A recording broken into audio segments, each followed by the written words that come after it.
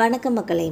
Deal okay. 35 MLA சீட்டு plus ஒரு ராஜ்யசபா சீட்டு. எடப்பாடி பழனிசாமியோட டீலிங்கை முடிச்ச அன்புமணி அவர்கள். பரபரப்பான பாமக பற்றின தகவலை இந்த வீடியோவில் பார்க்கலாம் வாங்க. 2026 சட்டமன்ற தேர்தலுக்கு அதிமுக கூட்டணியை பலப்படுத்த வேண்டும் என எடப்பாடி பழனிசாமி அவர்கள் தீவிரமாக முயற்சி செஞ்சு வந்துட்டுருக்காங்க. பாமகவுடன் நடந்த பேச்சுவார்த்தைகள் சில நாட்கள் தடைபட்டிருந்த நிலையில் தற்போது கிட்டத்தட்ட பேச்சுவார்த்தை முடிந்துவிட்டதாக சொல்லப்படுகிறது. 35 எம்எல்ஏ சீட்டுடன் ஒரு ராஜ்யசபா சீட்டு தருவதாக அதிமுக தரப்பில் உறுதியளித்ததாக சொல்லப்படுகிறது. 2026 சட்டமன்ற தேர்தலுக்கு தமிழகம் தயாராகி வருகிறது. அரசியல் கட்சிகளும் தீவிரமாக கூட்டணி பேச்சுவார்த்தைகளை தீவிரப்படுத்தி வருகின்றன.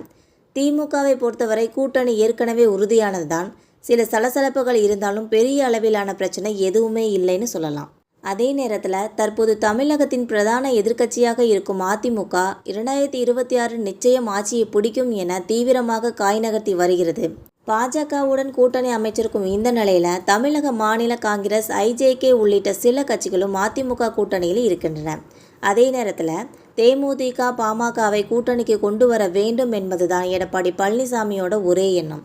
2001 தேர்தலில் இருந்து அதிமுக, திமுக கூட்டணிகளில் பாமக கணிசமான தொகுதிகளை பெற்று வந்திருக்கிறது. கடந்த 2001 சட்டமன்ற தேர்தலில் அதிமுக கூட்டணியில் 27 தொகுதிகளில் போட்டியிட்ட பாமக 20 இடங்களில் வென்றது என்பது குறிப்பிடத்தக்கது. 2006 திமுக கூட்டணியில் 30 தொகுதிகளை பெற்று 18 இடங்களை வென்றது. 2016 தேர்தலில் தனித்து நின்ற பாமக தமிழ்நாடு முழுவதும் சுமார் 22 லட்சம் வாக்குகளை பெற்றது என்பது குறிப்பிடத்தக்கது. 2021 தேர்தலில் வட மாவட்டங்களில் அதிமுக கூட்டணிக்கு கணிசமான வெற்றியும் வாக்குகளும் கிடைக்க பாமக கூட்டணி முக்கியம் என்பதால் தான் அந்த கட்சியின் கோரிக்கையான 10.5% இடஒதுக்கீட்டை கொடுத்திருக்கிறார் எடப்பாடி பழனிசாமி அவர்கள். இந்த நிலையில் பாமக கூட்டணி பேச்சுவார்த்தையை தொடங்க எடப்பாடி பழனிசாமி அவர்கள் திட்டமிட்டிருந்த நிலையில் தந்தை மகன் இடையில் மோதல் வெடித்தது. இதனால் கடந்த சில தினங்களாக கூட்டணி பேச்சுவார்த்தையும் தடைபட்டிருந்தது. இந்த நிலையில் பாமக, அதிமுக இடையேயான கூட்டணி இறுதி செய்யப்பட்டுள்ளதாகவும் விரைவில் அதிகாரப்பூர்வ அறிவிப்பு வெளியாகும் என தகவல் வெளியாகி உள்ளது.